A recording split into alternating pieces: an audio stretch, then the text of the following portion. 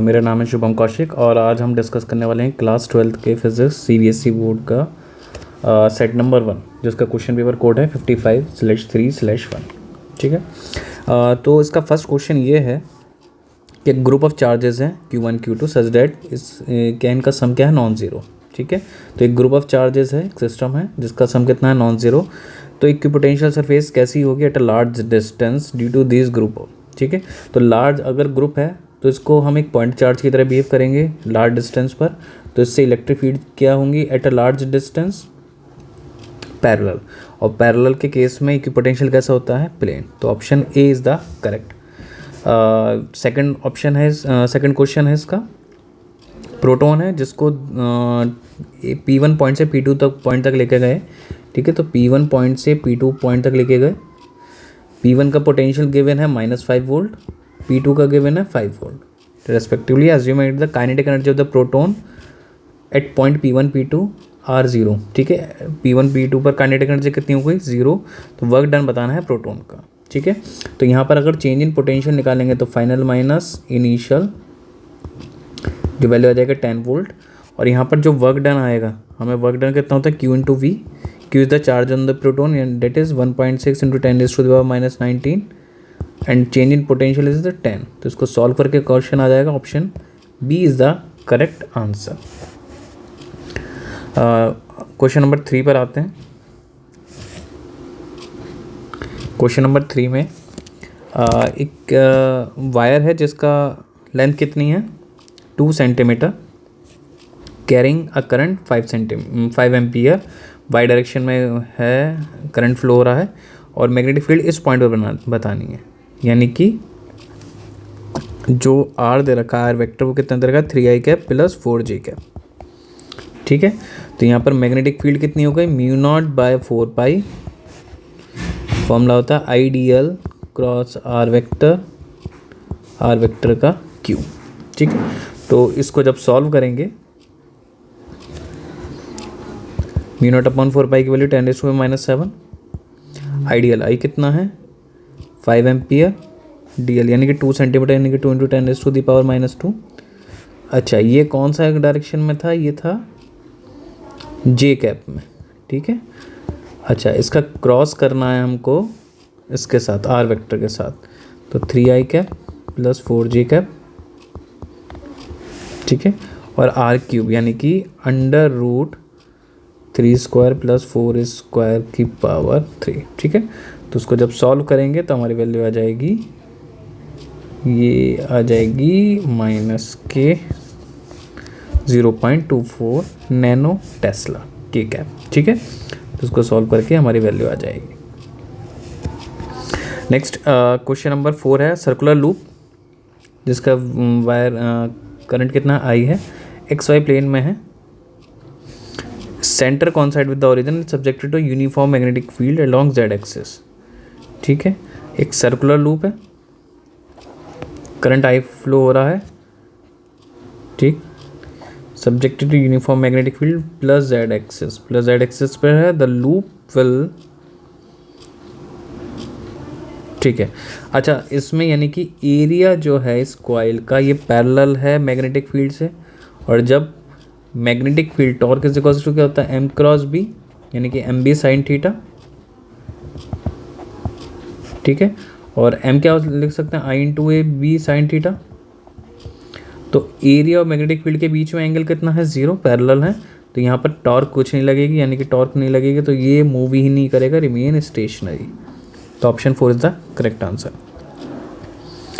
Now question number 5, magnetic moment है M is subject to at vertical plane, external magnetic field is such that its plane is normal to B। अच्छा, plane क्या है normal to B यानी कि शुरू में angle कितना है थीटा की वैल्यू 0 M और B के बीच में। ठीक है। अच्छा, वर्क डन का फॉर्मूला क्या होता है -m.B। तो -MB cos थीटा, शुरू में इनिशियल में 0 तो W1 कर देंगे, तो W1 की वैल्यू आ गई हमारे पास, W1 is equals to -MB। ठीक है। नेक्स्ट, अब रोटेट कर दिया 45 डिग्री तक, यानी कि इसको कर दिया हमने W2 is equals to -MB cos 45 that is minus M B upon root two. अच्छा वट क्या बताना है, वर्क डन रूटीनिंग, वर्क डन कितना हो जाएगा, फाइनल माइनस इनिशियल यानी कि minus M B upon root two minus of minus M B. ठीक है, तो ये आ जाएगा M B root two one minus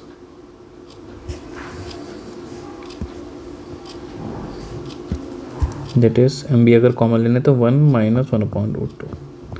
ठीक है, तो वन अपॉन रूट टू कितना होगा 0.7, वन में माइनस करेंगे तो उसका आंसर आ जाएगा 0.3 MB।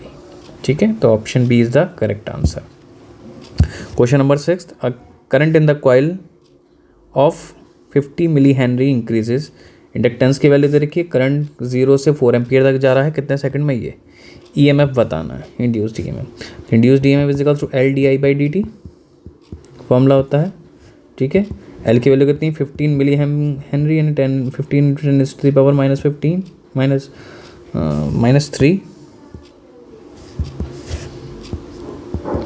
Into change in current 4 ampere से 0 यानी कि चेंज इन करंट कितना हो गया 4 कितना टाइम में 0.004। ठीक है, इसको 3 0 आ गया 10⁻³ 4 से 4 कैंसिल और ये से ये कैंसिल तो कितना आ गया 15 वोल्ट। तो option C is the correct answer. Now question number 7, solenoid of length L and area cross section A with the fix number of turn, the self inductance will increase. तो formula for the self inductance is the mu naught N square A by L। So L is inversely proportional to L and directly proportional to A. So it will increase, the self-inductance will increase if L decrease and area increase. So option B is the correct answer. Which of the following has the highest frequency? Highest frequency कौन सी होगी, gamma rays. Gamma rays have the highest frequency. A proton and an alpha particle having equal velocities. ठीक है, proton alpha particle की velocity है, approaches a target, they come momentarily to at rest and reverse their direction, the ratio of the distance of the closest approach. अच्छा, closest approach में क्या होती है, kinetic energy, कोई भी टारगेट हमारा जेड ई, अगर सपोज करो जेड उसमें नंबर ऑफ न्यूक्लियॉन्स हैं और ई चार्ज है तो जेड ई चार्ज हो गया उस पर, कोई भी पार्टिकल आता है तो वो क्लोजेस्ट अप्रोच कितनी होगी, क्लोजेस्ट अप्रोच कब होगी, जब इसकी काइनेटिक एनर्जी किसके इक्वल हो जाएगी 1/4 पाई पोटेंशियल एनर्जी के, यानी half 1/4 pi epsilon naught Z E Q divided by R naught. ठीक है, तो यहाँ पर आर नॉट किसके प्रोपोर्शन हो गया, इसके आर नॉट हो गया इसके 1/2 pi epsilon naught Z E Q M B square. ठीक है, तो यहाँ पर सेव वेलोसिटी है, बाकी सारी चीज़ कांस्टेंट है, तो आर नॉट किस पे डिपेंड कर रहा है, क्यू पर और मास पर। ठीक है, तो R not proportional to Q by M. तो प्रोटोन के लिए तो हमें क्या निकालना है, proton ratio of proton to alpha particle, proton to alpha particle, तो R P upon R alpha कितना हो जाएगा, Q P by Q M P divided by Q alpha upon M alpha. ठीक है, क्यू पी यानी कि charge on proton, E charge, mass M. ठीक है, अल्फा पार्टिकल पर चार्ज कितना होता है 2e और मास कितना होता है 4 टाइम्स m। से कैंसिल, इससे कैंसिल, ये आ जाएगा 4 डिवाइडेड बाई 2 दैट इज 2। तो option B is the correct answer. Now come to the question number 10, which of the following is the correct graph between the maximum kinetic energy and the emitted photo electrons? अच्छा, जैसे जैसे emitted photo electrons and the अच्छा kinetic energy of the emitted photon and the frequency of radiation। तो kinetic energy किस पे depend करती है, frequency के डायरेक्टली प्रोपोर्शनल होती है। ठीक है, और एक पर्टिकुलर फ्रीक्वेंसी, तो यहाँ पर करेक्ट ऑप्शन कौन सा, ये रहा, ये क्या हो गया वी नॉट, वी नॉट के बाद ही ये डायरेक्टली प्रोपोर्शनल होगा। ठीक है, तो option C is the correct answer. Question number 11, electron make a transition from n is equals to 2 to n is equals to 1, इसमें पीरियड ऑफ रेवोल्यूशन बताना है किससे इंक्रीज होगा, ठीक है। तो ये हल्का सा कॉम्प्लिकेटेड था, इसमें हमें एक कंसेप्ट लगाना है कि जो हमें 1/λ का फॉर्मूला होता था, तो Rydberg constant 1/n12 square minus n2 square, ठीक है। तो अगर हम इसको सॉल्व करेंगे, इनमें एलसीएम लेंगे तो और एलसीएम लेंगे n की पावर, इसको केवल n ही मान लेते हैं, अगर n हम बहुत ज़्यादा ले रहे हैं, ठीक है, n की वैल्यू क्या ले रहे हैं, लार्ज ले रहे हैं, तो n और n1 में यानी कि जिसमें ट्रांसलेशन होगा वो लगभग बराबर रहेगा, तो नीचे n की पावर 4 और ऊपर इनको सॉल्व करके कहीं ना कहीं n आएगा, तो ये 1/λ जो होगा वो किसके प्रोपोर्शनल होगा, 1/λ प्रोपोर्शनल है n क्यूब के, ठीक है, that is lambda is proportional to n cube. तो lambda proportional to n cube है, तो फ्रीक्वेंसी किसके प्रोपोर्शनल होगी, फ्रीक्वेंसी प्रोपोर्शनल होगी 1/n क्यूब के, ठीक है, और फ्रीक्वेंसी यानी कि टाइम किसके प्रोपोर्शनल होगा, n क्यूब के, फ्रीक्वेंसी टाइम के इन्वर्सली प्रोपोर्शनल होती है, तो उससे ये आ जाएगा कंसेप्ट। अब हमको क्या निकालना है, इनमें n2 से जब n1 में आएगा तब इसमें डिफरेंस बताना है, तो अगर हम T1/T2 करते हैं तो कितना आ जाएगा, 1 क्यूब डिवाइडेड बाय 2 क्यूब, ठीक है, तो ये आ जाएगा 1/8। अच्छा, हमको चेंज निकालना, तो चेंज करने के लिए क्या निकालेंगे, यानी कि डिफरेंस, अगर इसमें 1 माइनस कर देते हैं, T1/T2 minus 1 is equals to 1/8 minus 1, तो ये आ जाएगा हमारे पास T2 और T1 माइनस T2, और ये आ जाएगा 7/8, ठीक है, सॉरी ये आ जाएगा माइनस के 7/8, ठीक है। ये क्या है, change in period of revolution with the original वाला, और इसको हमें परसेंटेज निकालनी है, तो यहाँ पर ये वैल्यू आ जाएगी लगभग, इसको परसेंटेज निकालने के लिए 100 से मल्टीप्लाई कर देंगे, तो यहाँ भी 100 से मल्टीप्लाई कर देंगे, तो ये आ जाएगा माइनस के 87.5%। तो यहाँ पर जो पीरियड ऑफ रेवोल्यूशन है डिक्रीज होगा बाय 87.5%। क्लियर, तो option B is the correct answer. Question number 12, SI is doped with the pentavalent element, the energy required to set the additional electron free। अच्छा, यहाँ पर पेंटावेलेंट में हमने क्या करा, डोप करा। अच्छा, डोपिंग वाले केस में जो एनर्जी गैप रहता है वो कितना रहा, किस ऑर्डर का रहता है, 0.01 इलेक्ट्रॉन वोल्ट, ठीक है, कि हमने उसमें भी थ्योरी में पढ़ा था कि इसमें जो एनर्जी गैप रहता है एन टाइप में वो कितना रहता है, इतना रहता है, डोनर और उस कंडक्शन बैंड के बीच में। Now come to the assertion reason, यहाँ पर 4 ऑप्शन है, या तो दोनों करेक्ट होंगे और आर करेक्ट एक्सप्लेनेशन होगा, या फिर दोनों ट्रू होंगे, R is not the correct explanation, A is true, R is false, और A is false, R is also false, ठीक है। 4 ऑप्शन है, इनके बेसिस पर हम बात करेंगे। तो क्वेश्चन नंबर 13 में क्या है, in a semiconductor electrons in the conduction band have less energy than those of the valence electron. अच्छा, कंडक्शन बैंड ऊपर रहते हैं, वैलेंस बैंड नीचे रहता है एनर्जी बैंड डायग्राम में, तो इसने कहा इलेक्ट्रॉन कंडक्शन बैंड में अगर कोई इलेक्ट्रॉन है तो लेसर एनर्जी नहीं, एनर्जी डायग्राम क्या कहता है, जितना ऊपर होगा उतना एनर्जी ज़्यादा होगी, तो ये गलत हो गया, असर्शन इज़ फॉल्स। अच्छा, असर्शन इज़ फॉल्स, तो ये वाला ही ऑप्शन आ जाएगा, आर चेक करने की जरूरत नहीं है, डी, ऑप्शन डी आ जाएगा, ठीक है। अच्छा, वैसे भी देख सकते हैं donor energy level just above the balance में, नहीं, डोनर कहाँ रहता है, कंडक्शन बैंड के जस्ट नीचे रहता है, just above the balance band नहीं होता, तो ये भी रीज़न भी क्या है, गलत। 14th है, photo electric demonstrate the particle nature of the light, बिल्कुल correct. Photo electric current is proportional to the frequency radiation, बिल्कुल ठीक है, नहीं फ्रीक्वेंसी रेडिएशन पे नहीं रहता, ठीक है, फोटो इलेक्ट्रिक करंट क्या रहता है, इंडिपेंडेंट होता है फ्रीक्वेंसी के, ठीक है, वो इंटेंसिटी पे डिपेंड करता है ना कि फ्रीक्वेंसी पर, तो A is correct, R is false.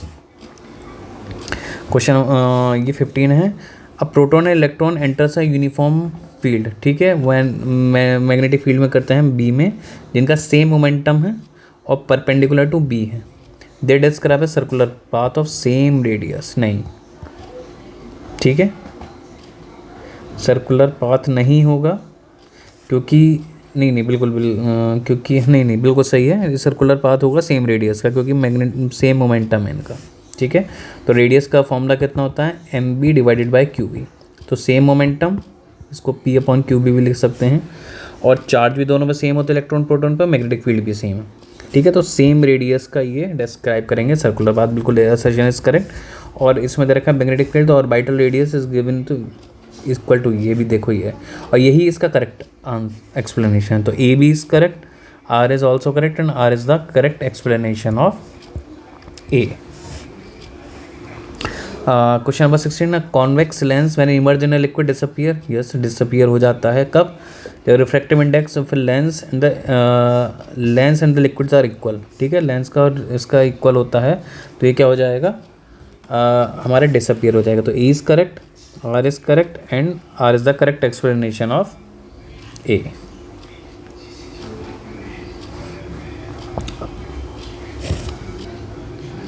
Now come to the section B, what do you mean by the relaxation time of free electron. Relaxation time क्या होता है, the time between the two collisions of an electron, ठीक है, in a conductor. जब conductor move करते हैं electron तो दो कोलाइजन के बीच में जो फ्री टाइम रहता है जिसमें कोलाइड नहीं करता उसको क्या कहते हैं, relaxation time. Can you express, इसको रेजिस्टेंस को ऑफ ए कंडक्टर को इस तरह से एक्सप्रेस करना था, तो हम इसको इसी तरीके से कर सकते हैं, R is equals to V upon I, ठीक है, ओम्स लॉ से वी अपॉन आई होता है। वी को क्या लिख सकते हैं, E into L, L is the length of the conductor, कोई कंडक्टर है, ठीक है, लेंथ एल है, इसमें इलेक्ट्रॉन मूव कर रहा है पोटेंशियल से, तो इलेक्ट्रिक फील्ड कितनी होगी, ई एल, पोटेंशियल कितनी हो जाएगी, ई एल। अच्छा आई को क्या लिख सकते हैं, N E A V D, ठीक है, तो E L N E A V D को क्या लिख सकते हैं, ई टॉ बाय एम, ठीक है, तो ई से ई कैंसिल, तो कितना हो जाएगा, M L N E square tau, ठीक है। तो इस तरीके से हम इसको क्या कर सकते हैं, ड्राइव कर सकते हैं। Draw the circuit diagram of Wheatstone bridge, obtain the condition and no current flows through the galvanometer. तो इसमें एक कंडीशन बतानी थी हमें, गैल्वेनोमीटर व्हीटस्टोन ब्रिज बनाना था, PQRS, ठीक है, और इसमें हमें क्रिस्चॉफ्स लॉ लगा के जैसे हम करते थे, ये तो इजी कोर्स में मैंने कई बार इसको हम ड्राइव कर चुके हैं। तो गैल्वेनोमीटर में आई इक्वल्स टू 0 कर देंगे तो कंडीशन कितनी आ जाएगी हमारे पास, P upon Q equals to R upon S, बस ये प्रूव करनी थी कंडीशन, ठीक है। नेक्स्ट क्वेश्चन क्या है, magnifying power of astronomical telescope is 24, तो मैग्नीफाइंग पावर कितनी है, 24 है। अच्छा एस्ट्रोनॉमिकल टेलीस्कोप का फॉर्मूला कितना होता है, FO/FE, तो FO/FE की वैल्यू कितनी है, 24, तो यहाँ पर FO कितना हो गया, 24 टाइम्स ऑफ FE। अच्छा लेंथ कितनी तरह की लेंसेज की, 150 सेंटीमीटर, यानी कि FO प्लस FE, दूसरी कंडीशन दे दी 150 सेंटीमीटर। FO की वैल्यू कितनी है, 24, FE और ये कितना है, FE इज इक्वल्स टू 150, और इसको सॉल्व करेंगे तो कितना आ जाएगा, FE की वैल्यू कितनी आ जाएगी, 150 डिवाइडेड बाई 25, और यही वैल्यू यहाँ पर रखेंगे तो FO की वैल्यू कितनी आ जाएगी, 144 सेंटीमीटर, ठीक है। तो बस ये सॉल्व करना था हमको, ये कितना आ जाएगा 7 टाइम्स, और इसको जब रखेंगे तो आ जाएगा 144 centimetre. Next question number 19 explain करना था, for a simple microscope the angular size of the object equals to the angular size of the image yet it offers magnification, ठीक है। तो यहाँ पर क्या होता है कि इक्वल तो होता है एंगुलर मैग्निफिकेशन, बट डिस्टेंस अलग अलग होती है, ऑब्जेक्ट कहीं और होता है और एंगुलर तो सेम रहता है दोनों केस में, बट ऑब्जेक्ट और इमेज में क्या रहते हैं, डिस्टेंस रहती है। तो जब भी हम मैग्निफिकेशन करते हैं तो हम इनको लीस्ट डिस्टेंस ऑफ विजन पर करके तब हम इनके बीच में एंगल निकालते हैं। तो ये क्या है, इसका एक्सप्लेनेशन है। Next, both plane and convex mirror produce virtual image of the object, ठीक है, दोनों वर्चुअल इमेज बनाते हैं।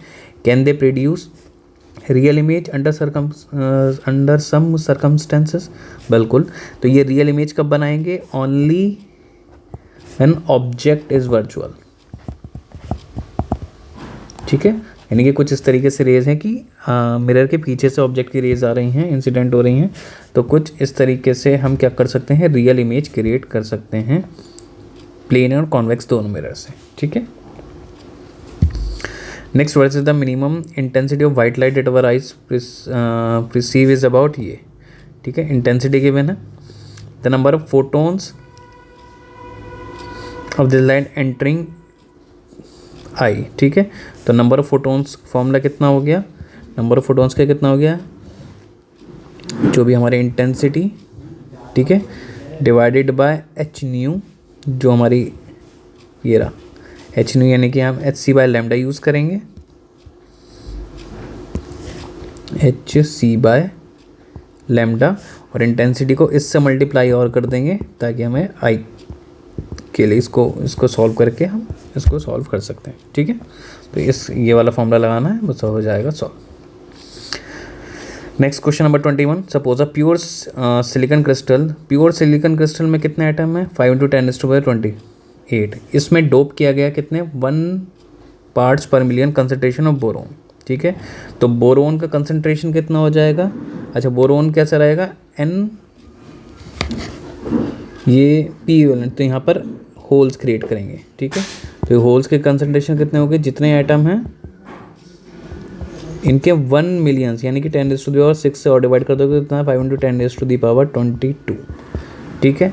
अच्छा कंसनट्रेशन होल्स कितना हो गया, ये आ गया। इलेक्ट्रॉन का बताना है तो N, एक फॉर्मूला यूज़ करना है, NH is equals to Ni², this is the Ni², ठीक है। तो ये रिलेशन यूज़ करना है, NH हमने निकाल लिया, N यहाँ पर हम कैलकुलेट कर सकते हैं। It is a P type of N type और P टाइप, ठीक है। तो ये कौन सा है, P टाइप है। ऑन एडिंग बोरोन हमको क्या मिलता है, P टाइप मिलता है। क्वेश्चन नंबर 22 में क्या है, हमें इसको लूप को सॉल्व करके हर ब्रांच में करंट बताना है, तो हम इसको किरचॉफ्स लॉ यूज़ करेंगे। बस इसमें करंट की डिवीज़न बता देता हूँ, बस इस इक्वेशन को सॉल्व करना है। तो सपोज करो 10 वोल्ट से हमने क्या मान लिया, I1 करंट आ रहा है, ठीक है। अच्छा यहाँ पर कितना मान लिया, यहाँ जा रहा है I2, तो I1 में से I2 इधर बचा, तो इधर कितना बचा, I1 - I2, ठीक है। ये हमने I3 गया, तो I3 ये निकला, तो I3 और I2 मिलके इधर ब्रांच में कितना हो गया, यह गया I2 + I3। अच्छा I2 + I3 में से I1 इधर चला गया, तो इधर कितना बचा, I2 + I3 - I1, ठीक है। तो ये क्या हो गया, ये करंट हो गया।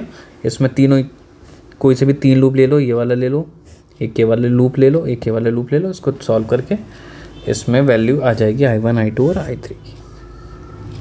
उसके अकॉर्डिंग जिस ब्रांच में करंट निकाला है वो हो जाएगा। Question number 23, the 2 long straight parallel conductor carrying exert a force on each other why, ठीक है। ड्राइव एन एक्सप्रेशन, इसमें क्या है, फोर्स पर यूनिट लेंथ वाला फॉर्मूला लगाना है, यानी कि 2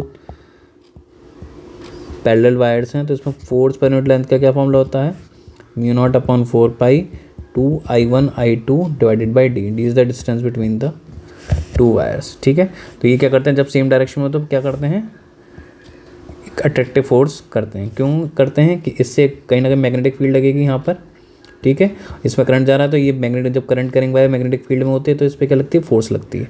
ऐसे ही सिमिलरली इस पर फोर्स लगेगी इधर की साइड, तो दोनों क्या करेंगे, अट्रैक्ट करेंगे अगर सेम डायरेक्शन में जा रहा हो। नेचर बता दिया अट्रैक्टिव, ठीक है। तो इसकी डिराइव हम कर सकते हैं। Question number 24, a sinusoidal voltage is applied to electric circuit containing circuit element X in which the current lead the voltage by π/2। Current क्या कर रहा है, लीड कर रहा है। अच्छा जब करंट लीड करता है वोल्टेज से π/2, तो कौन सा होता है सर्किट, ये कैपेसिटर होता है, ठीक है। कैपेसिटर में क्या करता है, करंट लीड करता है वोल्टेज से। तो आइडेंटिफाई द सर्किट एलिमेंट, तो X कितना हो गया, capacitor. Right the formula for the reactance, अच्छा इसका रिएक्टेंस का क्या फॉर्मूला हो गया, इसका रिएक्टेंस का, यानी कि X is equals to 1/ωc, ठीक है। C is the capacitance of, omega is the angular frequency. Show graphically the variation of these reactance with the frequency, frequency के साथ किस तरीके से रिएक्ट करता है, फ्रिक्वेंसी के साथ, कैपेसिटर के साथ किस तरीके से बिहेव करता है, ये इस तरीके से इन्वर्सली प्रोपोर्शनल होता है, ठीक है। Explain the behaviour of this element when it used pass AC। अच्छा AC की कहीं ना कहीं फ्रीक्वेंसी होती है, तो फ्रीक्वेंसी में रेजिस्टिव करता है। DC में कोई फ्रीक्वेंसी नहीं होती, ω0, तो XC की वैल्यू कितनी होती है, इनफाइनाइट, ठीक है। तो यहाँ पर DC के लिए क्या करता है, ओपन सर्किट की तरह वर्क करता है, ठीक है। क्वेश्चन नंबर 25, इलेक्ट्रिक फील्ड दे रखी है। The electric field in electromagnetic waves is given by, ये ठीक है। अच्छा, इसको किससे कंपेयर करना है, E is equals to E naught cos omega T plus K X, ठीक है, और ये आई कैप लगा हुआ है। तो के साथ सॉरी के वाई, तो यहाँ पर जब मैंने बताया था कि जब ये दोनों पॉजिटिव होते हैं तो के साथ जो भी डायरेक्शन होती है वो वेव की डायरेक्शन होती है। तो यहाँ पर दोनों पॉजिटिव हैं और ये क्या हो गया वाई, यानी कि जो वेव की डायरेक्शन कौन सी है, माइनस के जे के direction of wave, electric field की आई कैप। फाइंड द वेवलेंथ कैसे निकालेंगे, वेवलेंथ ये रहा, के की वैल्यू कितनी है यहाँ पर कंपेयर करेंगे, के की वैल्यू कितनी है 1.5, ठीक है, और के की वैल्यू के होती क्या है 2 pi by lambda is equals to 1.5। तो यहाँ से क्या कर लेंगे, वेवलेंथ निकाल लेंगे। फ्रीक्वेंसी के लिए ये रहा omega is equals to 2 pi F is equals to omega. तो इस वाले फॉर्मूले से क्या निकालेंगे, फ्रीक्वेंसी और वेवलेंथ यहाँ से कैलकुलेट करी जा सकती है। What is the amplitude of the magnetic field, तो मैग्नेटिक फील्ड क्या होता है, इलेक्ट्रिक फील्ड और मैग्नेटिक फील्ड का रेशियो कितना होता है सी। यहाँ से मैग्नेटिक फील्ड का रेशियो कितना हो जाएगा, यानी कि B naught is equals to E naught divided by C, ठीक है। तो ई नॉट कितना है यहाँ पर, ये रहा, इसको डिवाइड कर दो सी से, तो यहाँ पर एम्पलीट्यूड आ जाएगा मैग्नेटिक फील्ड का। Write an expression for the magnetic field of the wave, magnetic field is equals to B is equals to B naught cos omega T. अच्छा, यहाँ पर मैग्नेटिक फील्ड की डायरेक्शन क्या निकाल सकते हैं, इससे निकाल सकते हैं, ठीक है। E cross B is equals to J होता है, तो यहाँ पर बस के साथ डायरेक्शन लिख के, सॉरी यहाँ पर तो ये रहेगा के वाई, यहाँ पर वो डायरेक्शन लिख देंगे, यहाँ कर देंगे, ठीक है। E cross B is equals to minus J cap, ठीक है। तो यहाँ से हम क्या कर लेंगे, मैग्नेटिक फील्ड की डायरेक्शन निकालेंगे और बी नॉट कहाँ से निकालेंगे, इस वाली इक्वेशन से, बस यहाँ पर एक्सप्रेशन आ जाएगा। State Bohr's first and second postulate. अच्छा, बोर्स की फर्स्ट और सेकंड पोस्टुलेट बता दोगे क्या होती है, बोर्स की फर्स्ट और सेकंड पोस्टुलेट। फर्स्ट पोस्टुलेट कहती है कि इलेक्ट्रॉन न्यूक्लियस का अराउंड घूमेगा, जिसमें जो इलेक्ट्रोस्टैटिक फोर्स वो किसकी तरह वर्क करेगी, सेंट्रीपिटल फोर्स की तरह। और सेकंड पोस्टुलेट कहता है कि ये उन्हीं ऑर्बिट्स में रिवॉल्व कर देगा जिनका एंगुलर मोमेंटम किसके इक्वल होता है, यानी कि MVR किसके इक्वल होता है, इंटीग्रल नंबर ऑफ h/2π, ठीक है, उन्हीं ऑर्बिट में रिवॉल्व कर सकता है। और इस वाली इक्वेशन से आ जाएगा हाफ mv², यानी कि mv²/r, यानी कि सेंट्रीपिटल फोर्स किसको बैलेंस कर रही है, 1/4πε0 ZE/r, ठीक है, इलेक्ट्रोस्टैटिक फोर्स को बैलेंस कर रही है। और यहाँ इन दोनों इक्वेशन को सॉल्व करके हम क्या कर सकते हैं, radius of the nth orbit निकाल सकते हैं। Clear. Define the atomic mass unit. Atomic mass unit is the, किसकी यूनिट है एटॉमिक मास, किस तरीके से डिफाइन करोगे वन एटॉमिक मास, ये मास किसके लिए करता है, it is unit for expressing masses of the atoms and molecules, ठीक है। तो एटम्स और मॉलिक्यूल्स के मासेस को डिफाइन करने के लिए एटॉमिक मास यूनिट होती है। और इसको डिफाइन कैसे करते हैं, it is defined as the atomic 1/12 mass of single atom of C12 atom, ठीक है। तो C12 एटम का 1/12 को क्या कहते हैं, एटॉमिक मास यूनिट कहते हैं। क्लियर। अच्छा, energy required to separate deuteron, ठीक है, जिसमें ड्यूट्रॉन में क्या होता है, प्रोटॉन और न्यूट्रॉन होता है, इसमें से किसको सेपरेट करना है, इनटू इट कॉन्स्टेंट पॉइंट, अलग अलग करना है। तो यानी कि इसको बाइंडिंग एनर्जी चाहिए, तो बाइंडिंग एनर्जी कितनी होती है, बाइंडिंग एनर्जी कैलकुलेट करनी, यानी कि mass of proton plus mass of neutron minus mass of neutron, ठीक है। इसको कैलकुलेट कर लेंगे हम, ये सब चीज़ गिवन है, मास ऑफ प्रोटॉन, ठीक है, ये सब चीज़ मास ऑफ प्रोटॉन मतलब मास ऑफ हाइड्रोजन हो गया है, और ये इन दोनों को प्लस करके हम क्या कर देंगे, ये चीज़ कैलकुलेट कर लेंगे। उसके बाद हमें एनर्जी निकालनी है, तो उसका ये एटॉमिक मास यूनिट में आ जाएगा, और one atomic mass unit is equals to 931.5 mega electron volt, ठीक है। तो इससे मल्टीप्लाई कर देंगे तो मेगा इलेक्ट्रॉन वोल्ट में हमारा आंसर आ जाएगा। Question number 28, draw the circuit diagram for obtaining VI characteristic of PN junction diode. तो PN जंक्शन डायोड के लिए VI करेक्टरिस्टिक करने के लिए क्या होती है, फॉरवर्ड और रिवर्स बायसिंग के लिए, फॉरवर्ड में डायोड में क्या होता है, पोटेंशियल, और ये एमीटर, और इसको हम रियोस्टेट के थ्रू वोल्टेज पे लगा देते हैं। P साइड को हम क्या करते हैं, पॉजिटिव से और ये नेगेटिव से। तो फॉरवर्ड बायसिंग का इसको रिवर्स कर देंगे तो रिवर्स बायसिंग के लिए।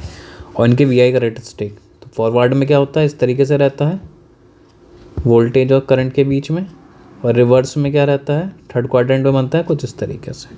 ठीक है,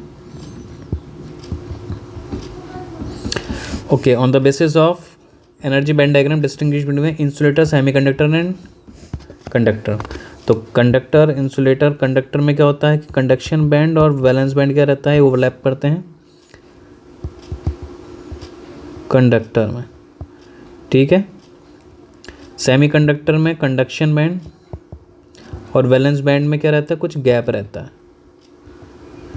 ठीक है, ऑर्डर ऑफ 0. ये 1 इलेक्ट्रॉन वोल्ट से ज़्यादा रहता है 3। ठीक है, एनर्जी बैंड गैप। और इंसुलेटर में जो बैंड गैप रहता है कंडक्शन बैंड और वैलेंस बैंड के बीच में ग्रेटर देन 3 इलेक्ट्रॉन वोल्ट। ठीक है, तो इस बिहाफ पे हम क्या कर सकते हैं, तीनों को डिफ्रेंशिएट कर सकते हैं। Question number D, case study based question 29। Figure shows the 4 parallel plates हैं, 4 केसेस हैं इसमें, सबके बीच में सेम डिस्टेंस यानी कि equal distance arrange perpendicular to X axis. ठीक है, एक्स एक्सिस का perpendicular the electric potential is mention, electric field for which of the fair electric field is along ये। अच्छा, यहाँ पर क्या होता है, जैसे हम कोई भी पोटेंशियल होती है, पॉजिटिव पोटेंशियल, नेगेटिव, तो हमारी इलेक्ट्रिक फील्ड कहाँ से होती है, इलेक्ट्रिक फील्ड होती है from positive potential to negative potential. ठीक है, इलेक्ट्रिक फील्ड की डायरेक्शन क्या होती है, पॉजिटिव से निकलती है, नेगेटिव की तरफ होती है। तो यहाँ पर हाइयर कौन सा पोटेंशियल है, ये पॉजिटिव हो गया। ठीक है, -50, और ये क्या हो गया, लोअर पोटेंशियल हो गया। तो यहाँ पर पोटेंशियल इलेक्ट्रिक फील्ड की डायरेक्शन कितनी हो गई, ये यहाँ पर ये ज़्यादा है तो इलेक्ट्रिक फील्ड की ज़्यादा ये रिडायरेक्शन पॉजिटिव से नेगेटिव। यहाँ पर ये ज़्यादा है ये कम है तो इलेक्ट्रिक फील्ड की डायरेक्शन ये हो गई। यहाँ पर ये ज़्यादा है ये कम है -400 तो इलेक्ट्रिक पोटेंशियल की ज़्यादा, इलेक्ट्रिक फील्ड की डायरेक्शन क्या हो गई ये। तो अलोंग आई कैप में कौन सा है, तो कौन सा है, फोर्थ। तो fourth is the correct answer. इसका सेकंड पार्ट है electron is release Midway from the plate, ये इट विल मूव। ठीक है, कौन से फोर्थ में। ठीक है, तो फोर्थ वाले केस में हमने क्या कर दिया, एक इलेक्ट्रॉन छोड़ दिया। ठीक है, तो इलेक्ट्रॉन ये पॉजिटिव हायर पोटेंशियल है, लोअर पोटेंशियल, तो इलेक्ट्रॉन हायर पोटेंशियल की तरफ जाएगा, यानी कि कौन सी प्लेट की जाएगा, अलोंग -आई कैप की तरफ मूव करेगा। अच्छा, यहाँ पर एक्सेलरेट होगा क्योंकि एक्सेलरेशन लगेगा इलेक्ट्रिक फील्ड से, तो यहाँ पर accelerate along I cap.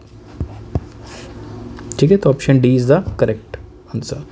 Question number 3, let V0 be the potential at the left plate of any set.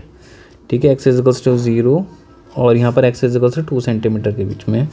ठीक है, इसमें बताना किस तरह से एक्सप्रेशन होगा। तो यहाँ पर हमें पता है कि इलेक्ट्रिक फील्ड जो होते हैं मैग्नीट्यूड dV/dx होता है, तो dV is equals to EdX, इसको इंटीग्रेट कर देंगे। ठीक है, तो ये क्या हो जाएगा, EdX।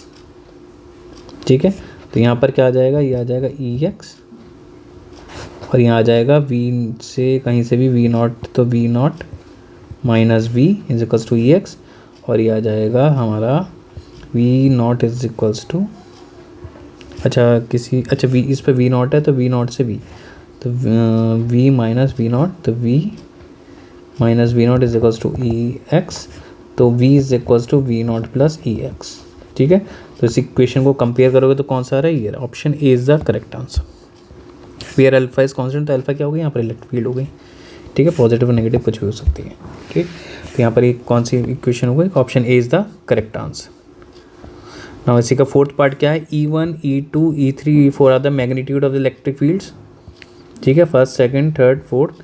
तो यहाँ पर क्या करोगे, यहाँ पर ये देखना पड़ेगा कि इलेक्ट्रिक फील्ड किसके प्रोपोर्शन होती है, dV/dx, यानी कि electric field change in potential के प्रोपोर्शन होती है, जिसमें ज़्यादा पोटेंशियल का डिफरेंस होगा उसमें इलेक्ट्रिक फील्ड क्या होगी, ज़्यादा।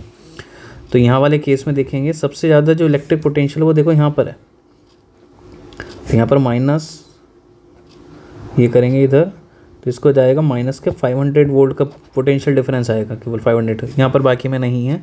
तो E4 तो सबसे ज़्यादा रहेगी, तो केवल हम एक से ही एलिमिनेट हो जाएगा, E4 की सबसे ज़्यादा है तो एक ही ऑप्शन आ रहा है, तो C option is the correct answer. बाकी भी अगर चेक कर सकते हैं हम इसी तरीके से।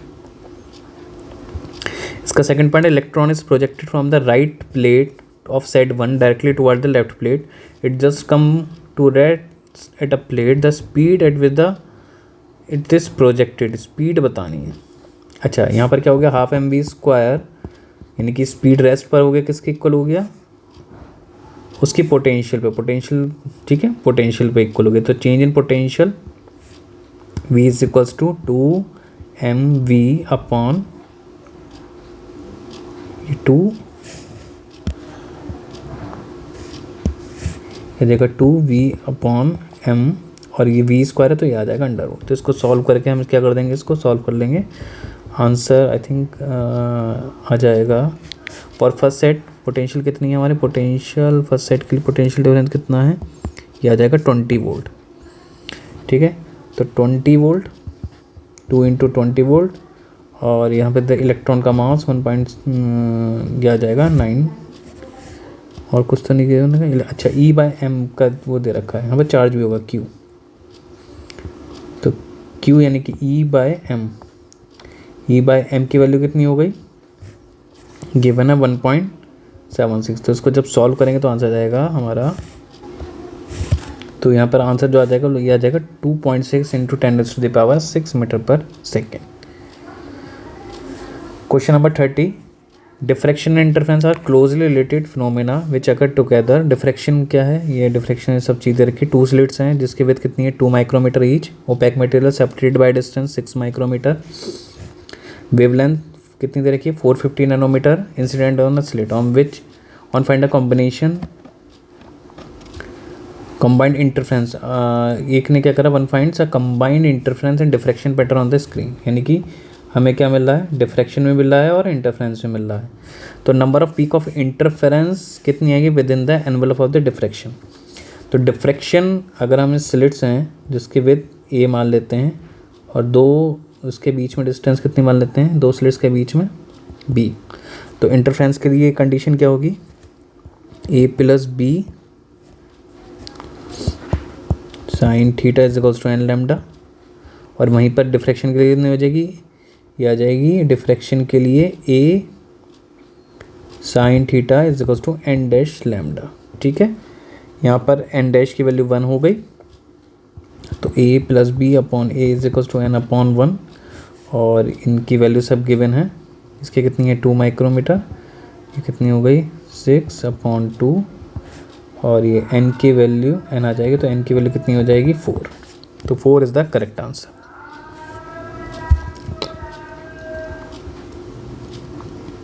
Second, the number off peak of interference form if the slit is double. अगर हम स्लिट को क्या करते हैं, डबल करते हैं, तो 4 + 6 divided by 4 is equal to n आ गया, ये वाली इक्वेशन यूज़ कर लिया हमने। तो 10 डिवाइडेड बाय 4, तो ये आ जाएगा 2.5, डेट इज़ 2 लगभग, ठीक है। तो 2.5 नहीं है, तो करेक्ट ऑप्शन कितना हो जाएगा हमारा 2 हाफ आ जाएगी। Next, instead 450 nanometre and the light of wavelength 680 nanometre is used, number of peaks of interference formed in the central park envelope कितनी होगी। अगर हम 450 की जगह कितना यूज़ कर लें, हम 680 नैनोमीटर यूज़ कर लेते हैं,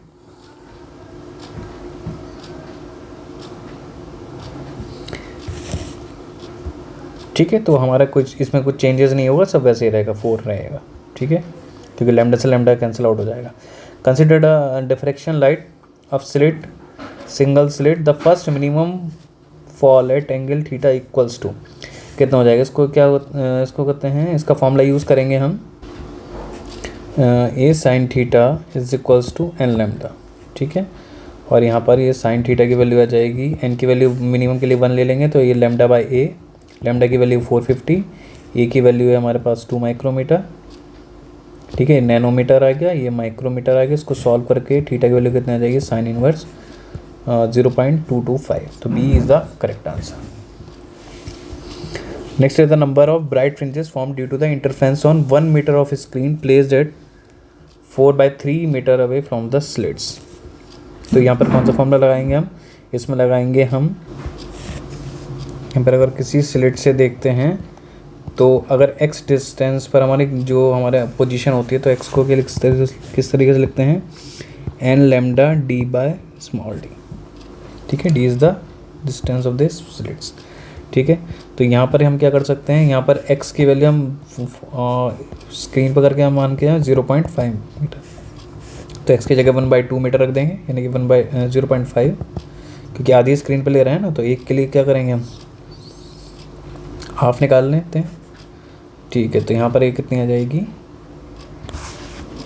n की वैल्यू निकालनी है, लैम्डा की वैल्यू 450, d की वैल्यू डिस्टेंस 4/3 और स्लिट के बीच में डिस्टेंस कितनी है 2 माइक्रोमीटर। ठीक है, तो इसको सॉल्व कर लेंगे इस एक्सप्रेशन से।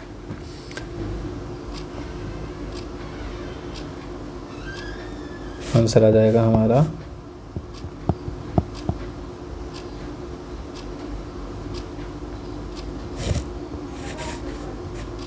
तो इसको सॉल्व करके लगभग आ जाएगा 3।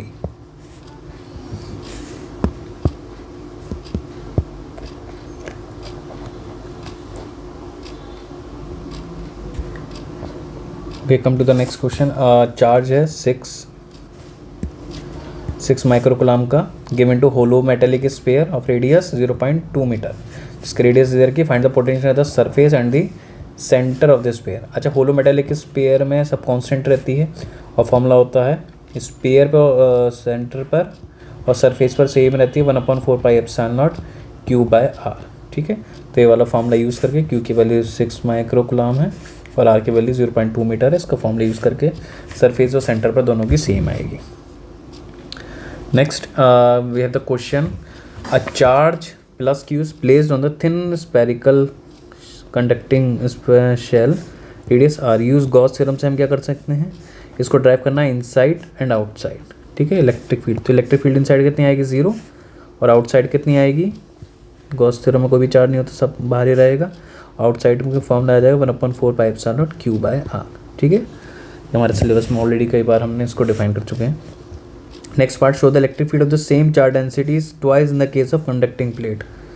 ठीक है, अच्छा, conducting plate and non conducting plate. तो नॉन कंडक्टिंग प्लेट्स में क्या रहेगा, चार्ज दोनों साइड रहता है, तो यहाँ पर हम क्या आएंगे, एरिया दोनों तरफ इंक्लूड होगा, तो E × A + E × A is equal to sigma upon epsilon not.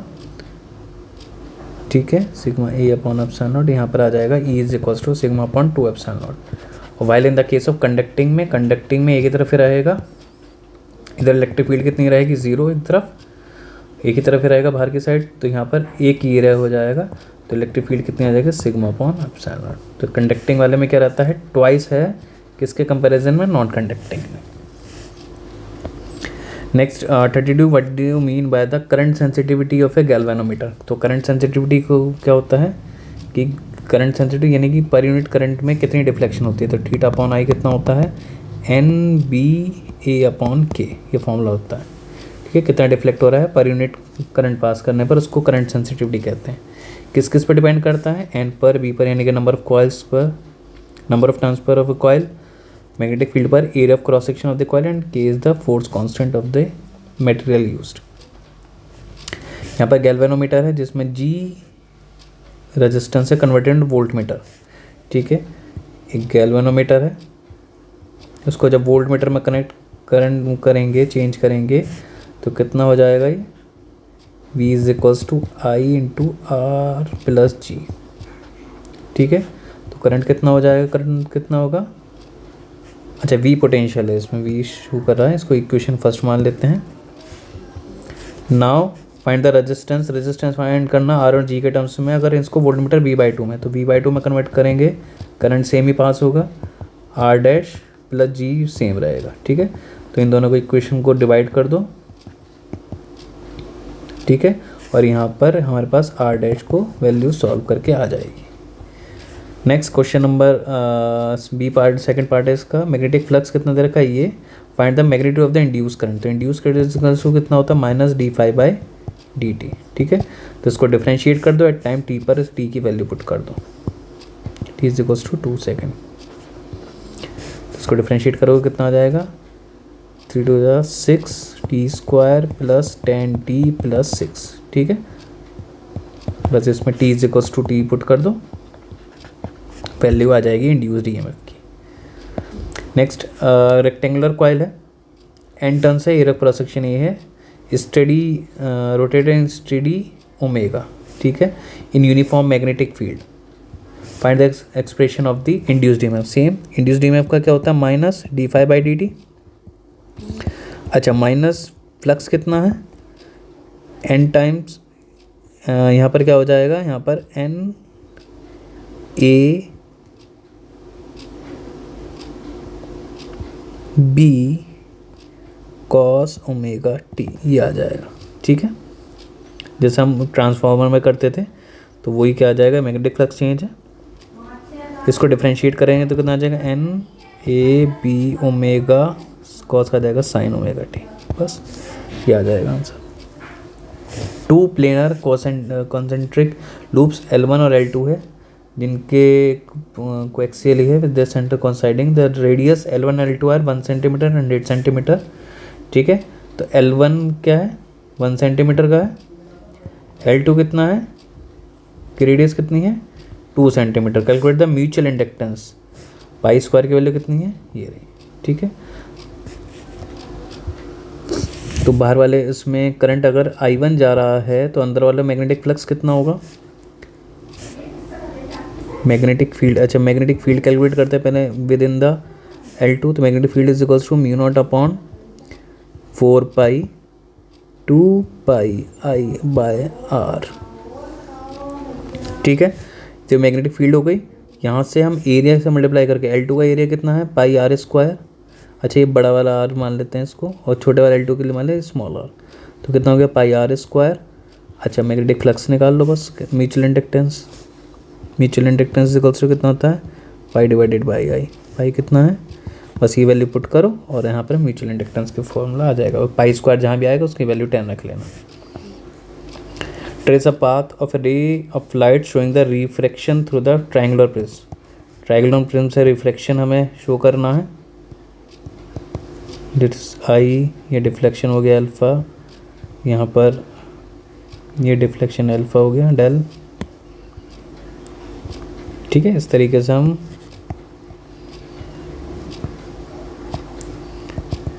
ये I1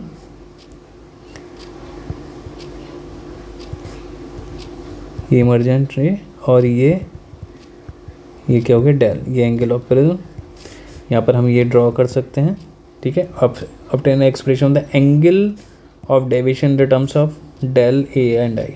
तो del plus A is equal to I plus E, बस ये प्रूफ करना था। ठीक है, draw graph variation of the angle, angle और उसके बीच में कैसे वेरिएशन रहता है, इस तरीके से। ठीक है, ये एंगल ऑफ इंसिडेंस और ये डेल के बीच में एक पर्टिकुलर मिनिमम डेविएशन हमको मिलता है। नेक्स्ट क्वेश्चन है, in the figure ray of light is incident on a transparent liquid containing a thin glass at an angle 45 degree, which of the following the emergent ray passes through A B, find the refractive index. ठीक है, तो यहाँ पर दो equation बनेगी। एक यहाँ पर अगर हम ले लेते हैं तो अगर इसको R ले लेते हैं, ठीक है, तो ये कितना होगा, ये R, ये कितना हो जाएगा 90 माइनस R। ठीक है, यहाँ पर एंगल अगर इस वाले इसमें लगाते हैं तो ये कितना हो गया 90 डिग्री। ठीक है, तो यहाँ पर म्यू की वैल्यू कितनी हो गई, mu is equals to 1 upon sine 90 minus R।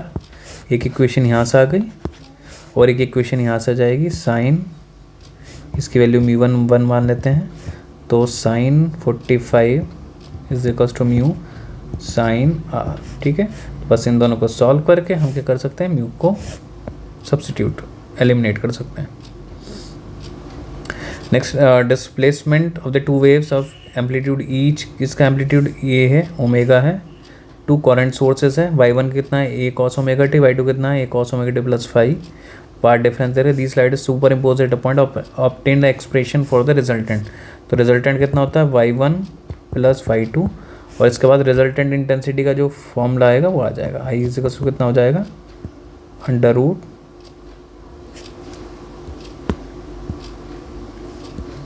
Intensity का कितना हो जाएगा, a1 square plus a2 square plus 2a1 a2 cos 5।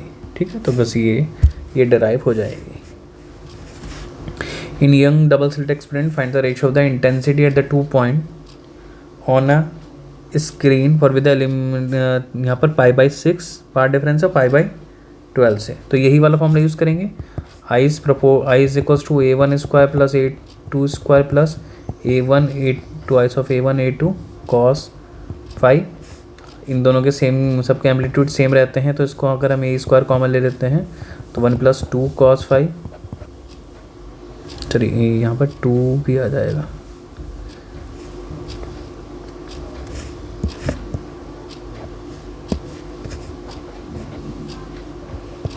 To A square common आएगा तो 1 + cos फाई। तो यहाँ पर आई इज इक्वल्स टू किसके प्रोपोर्शन हो गया, 1 + cos फाई के प्रोपोर्शन हो गया। ठीक है, तो बस ये इक्वेशन का यूज़ करना है। फाई यहाँ पर पाथ डिफरेंस दे रखा है, तो फेज डिफरेंस किसके इक्वल होता है, 2π/λ ऑफ पाथ डिफरेंस। ठीक है, तो अगर इसको पहले वाले इक्वेशन के लिए यूज़ करें तो डेल्टा लैम्डा कितना है, π/6, तो इसके लिए डेल्टा फाई कितना आ जाएगा, 2π/λ इंटू λ/6 यानी कि π/3। ठीक है, और सेकंड वाले केस के लिए कितना आ जाएगा, delta phi for lambda is equals to, और delta lambda is equals to λ/12, तो 2π/λ इंटू λ/12 ये आ जाएगा π/6। ठीक है, तो बस इनको यूज़ करके दो इक्वेशन बना लो। तो I1/I2 इज इक्वल्स टू कितना हो जाएगा, 1 + cos π/3 डिवाइडेड बाई 1 + cos π/6। ठीक है, तो इसको सॉल्व करके आ जाएगा ये, तो 1 + cos π/3 यानी कि cos 60 की वैल्यू कितनी है, 1/2 आ जाएगा 1 + √3/2, तो आ जाएगा 3/2 + √3। ठीक है, √2 + √2। So this is the answer. तो ये सेट 1 का सॉल्यूशन था कंप्लीट, आपको पसंद आया होगा। Thank you.